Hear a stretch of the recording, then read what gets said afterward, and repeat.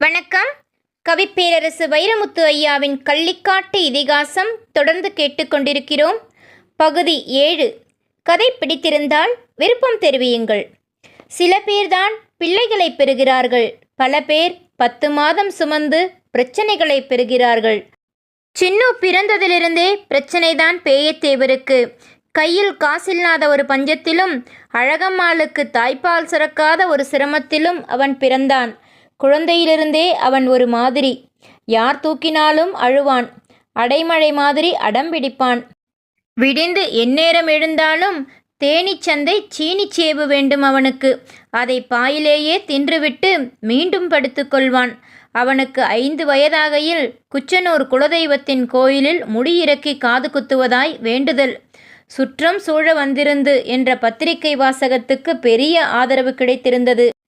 அரிசி, உப்பு, புளி, மிளகாய் அண்டா சகிதமாய் முறுக்கு கொம்பு கிடாயும் பிடித்து வண்டி கட்டி புறப்பட்டதொரு பெருங்கூட்டம். சின்ன பயலுக்கு மொட்டையடிப்பதல்ல, ஆட்டுக்கு தோலுரிப்பதே அவர்களுக்கு முகூர்த்தம்.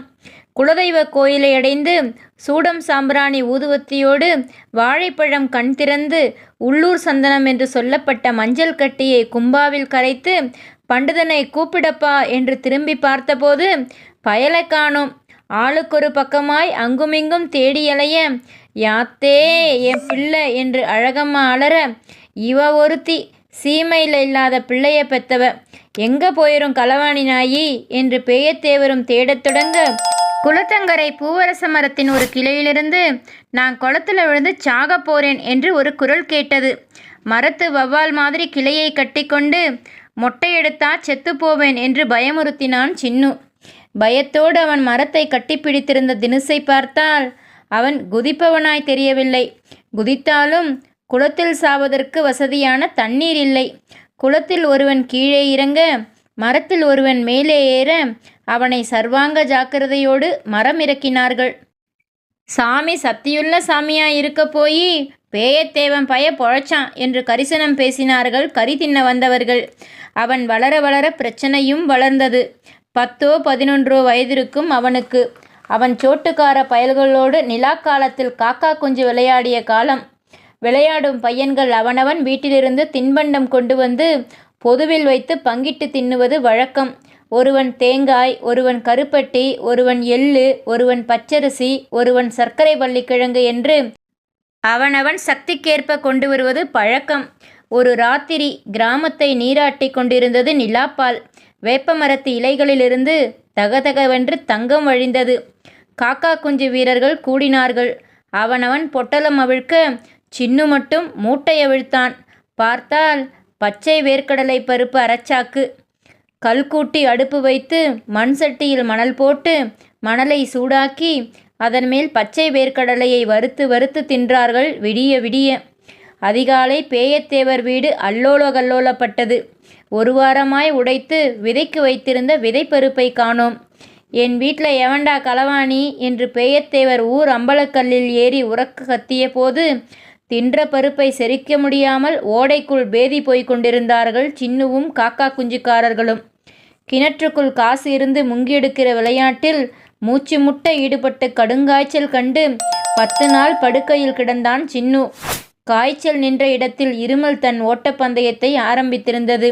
இருமினான் இருமினான் இடைவிடாமல் இருமினான். தொண்டை கிழிய இருமினான். தூங்காமல் தூங்கவிடாமல் இருமினான். சுக்கு, மிளகு, திப்பிலி, தூதுவளை கஷாயம், மிளகாய், வெல்லம், லேகியம், நாட்டுக்கோழி, நண்டுச்சாறு எதற்கும் கட்டுப்படவில்லை இருமல். சாப்பிட்டதெல்லாம் வெளியே வந்து விடுவதால் உரல் போல இருந்த பயல் உலக்கையாய் இளைத்து விட்டான். கள்ளிப்பட்டிக்கு பருத்தி வாங்க வந்த நாடார் ஒரு நல்ல மருந்து சொன்னார். நரித்தோலை சுட்டு தேனில் குழைச்சி கொடு அண்ணாச்சி, ஆயுசுக்கும் இருமல் அத்து போகுமில்ல. அன்றைக்கு நரித்தோல் தேட ஆரம்பித்தவர்தான். சுற்று வட்டாரமெல்லாம் திரிந்து நரித்தோல் கிடைக்குமா நரித்தோல் கிடைக்குமா என்று அலைந்து நரித்தோல் என்று வாங்கியது நாய்த்தோல் என்று கண்டு ஏமாற்றியவனை சந்தையில் ஓடவிட்டு அடித்து நரிக்குறவர் கூட்டம் தேடி சரியான நரித்தோல் வாங்கி வந்து கருகியும் கருகாமலும் சுட்டு நரித்தோல் தூளை வெற்றிலையில் வைத்து தேனை ஊற்றி குழைத்து கொடுக்க போரேன் போரேன் என்று போய்விட்டது இருமல். பள்ளிக்கூடம் பிடிக்கவில்லை. சோட்டாளிகள் சரியில்லை. சுரைக்காய் பீடியிலிருந்து அவன் சொக்கலால் பீடிக்கு தாவி விட்டதாக வேறு தகவல். இப்படியே விட்டால் இவன் ஊர்மாடு மேய்க்கவும் ஒத்து வரமாட்டான். பெத்தது பிள்ளையா பிள்ளைப்பூச்சியா என்று பேதலித்த பேயத்தேவர் அவனை காடு கரைகளுக்கு தன்னோடு அழைத்து போக ஆயத்தமானார். புஞ்சை காடு தவிர பேயத்தேவருக்கு ஊரடி தோட்டம் ஒன்று உண்டு. 2 ஏக்கருக்கு கொஞ்சம் கம்மி. ஒரு கிணறு. பேயத்தேவர் பரம்பரைக்கே அட்சய பாத்திரம் அதுதான். தக்காளி, கத்தரி, மிளகாய், சர்க்கரை வள்ளிக்கிழங்கு இந்த 4ம் தான் ஊரடி தோட்டத்திற்கு ஒத்துவரும் விவசாயம். சின்னுவை அங்குதான் விவசாயத்திற்கு பழக்கினார். சாமி கும்பிட்டு சகுனம் பார்த்து அவன் கையில் மண்வெட்டி கொடுத்தார். 4 மம்பட்டிக்காரர்களோடு அவனையும் உழுத புழுதியில் கரை கட்டச் சொன்னார். மண்ணும் மம்பட்டியும் மல்லு கட்ட சின்னு பின்வாங்கி கொண்டே வந்தான். கிணற்றோரமாய் 2 தென்னங்கன்று நட்டிருந்தார் பேயத்தேவர். உழவு கட்டிகளை மண்வெட்டியில் உடைத்து இழுத்து கொண்டே ஒருவன் கேட்டான், தென்னங்கண்ட கள்ளிப்பட்டிக்கு ஒன்று காமக்காப்பட்டிக்கு ஒன்றுன்னு தள்ளி தள்ளி நட்டிருக்கீங்களே. பேயத்தேவர் மண்ணிழுத்து கொண்டே மண்வெட்டியின் தாளாகதியில் பேசினார். ஏலே, நான் என்ன கோட்டி பயலா? ஒவ்வொன்றுக்கும் ஒரு விவரம் இருக்கப்பா. நெல் நட்டா 2 நாற்றுக்கு மத்தியில் நண்டோடணும். கரும்பு நட்டா 2 கரும்புக்கு மத்தியில் நரியோடணும். வாழை நட்டா 2 வாழைக்கு மத்தியில் வண்டியோடணும். தென்னை நட்டா 2 தென்னைக்கு மத்தியில் தேரோடணும். நண்டூர நெல், நரியோட கரும்பு, வண்டியோட வாழை, தேரோட தென்னை. சும்மாவா சொன்னான் சொலவட என்றவர். நிமிராமலும் சின்னுவின் பக்கம் திரும்பாமலும், எங்க திருப்பி சொல்றா சின்னு? நண்டூர நெல், நரியோட கரும்பு, இதுதாண்டா சாக்கு என்று சின்னு மண்வெட்டியை வீசி எறிந்தான். இந்த துன்பம் பொறுக்காமத்தான் உப்பாரப்பட்டி வாத்தியாரை விட்டு ஓடியாந்தேன். இங்கேயுமா என்றவன் உழவு காட்டு புழுதி பறக்க ஓடியே போனான். உள்கால் சட்டை பட்டை தெரிய 8 முழ வேட்டி கட்டியும் பருவம் வந்தபோது அவன் போக்கு இன்னும் அந்நியமாயிற்று. பருத்தி விற்று பவுடர் வாங்கினான். வீட்டுக்கு பூட்டு போட்டு விட்டு வந்தாலும் கதவை ஒரு எம்பி எம்பி பூட்டை திறக்காமல் கதவு திறந்து எள்ளோ சாமையோ கல்லுப்பயிரோ எதுவாயிருந்தாலும் எடுத்து போய் அவசர விலக்கி விட்டு செலவழிக்க ஆரம்பித்தான். கிளப்பு கடையில் சாப்பாடும் ஊதாரித்தனமெல்லாம் வந்துவிட்டது அவனுக்கு. ஒரு நாள் பேயத்தேவர் கமலை இறைத்து கொண்டிருந்தார். ஒற்றை ஆளாய். தண்ணீர் கட்ட ஆளில்லை. வழக்கமாய் தண்ணீர் கட்டும் அழகம்மாளுக்கு அன்று மேல்கால்வலி. கத்தரி பாத்திகளை குண்டு குண்டாய் தடுத்து ஏற்கனவே வாமடை விலக்கிவிட்டு வந்த கமலை பூட்டியதால் தந்தண்ணி பாய்ந்து கொண்டிருந்தது. கமலை மேட்டில் வந்து கவலையாய் உட்கார்ந்தான் சின்னு. வராதவன் வந்திருக்கானே, புத்தி கித்தி வந்துருச்சோ என்று சந்தேகப்பட்டு, இருக்காது என்று தன்னை சமாதானப்படுத்தி கொண்டு, என்னடா குக்குனோ வந்த கோழி மாதிரி தலையை தொங்க போட்டு உட்கார்ந்திருக்கவன் என்ன என்று ஆரம்பித்தார். அவன் சுற்றி வளைக்கவில்லை, வெட்கப்படவில்லை, வார்த்தை தேய்க்கவில்லை. முகத்தை இறுக்கமாய் வைத்து கொண்டு கிணற்றடியின் அருகம்புல்லை ஒடித்து பல் குத்தி கொண்டே சொன்னான், எனக்கு கல்யாணம் பண்ணி வை. செல்லத்தாயி விதவையான அதிர்ச்சியிலிருந்தே இன்னும் மீளாத காலம். இவனுக்கு என்னாச்சோ ஏதாச்சோ, எங்க ருசி கண்டானோ. பேயறைந்த ஆளாய்ப்போனார் பேயத்தேவர். பெண் பார்க்க போனார்கள். கடமலை குண்டில் இறங்கி உள்காட்டு ஒத்தையடி பாதையில் 3 மைல்தான் நடந்தால் கருவேலங்காட்டுக்கு பின்னால். இங்கேதான் இருக்கேன் என்று சொல்லும் காக்கிவாடம்பட்டி. கதவுள்ள வீடுகளையும் கதவுக்கு வசதியில்லாத கதவு தேவைப்படாத குடிசைகளையும் சேர்ந்தால் 50க்குள் வீடுகள் தேரும் அந்த ஊரில். பேயத்தேவர் கோஷ்டி காக்கிவாடம்பட்டி எல்லையை அடைந்து கழுவத்தேவர் வீடு எது என்று விசாரித்த போது புதரோரம் காலை கடன் கழித்து கொண்டிருந்த கிழவன் நாங்காற்றேன் என்று கூடவே வந்துவிட்டான். தெருச்செகதி கடந்து வாசலில் கட்டி கிடந்த ஆடு மாடுகளை விரோதித்து கொள்ளாமல் வாசல் கடந்து நடைபாதை சாணியில் வழுக்காமல் முன்னேறிய போது, வாங்கய்யா வாங்க, எல்லாரும் வாங்க என்று வரவேற்ற கழுவத்தேவர் நிலைப்படியில் தலையிடித்து கொண்டு அவசரமாய் உள்ளோடி மேல் சட்டையை தலைவழியே போட்டபடி திரும்பி வந்தார்.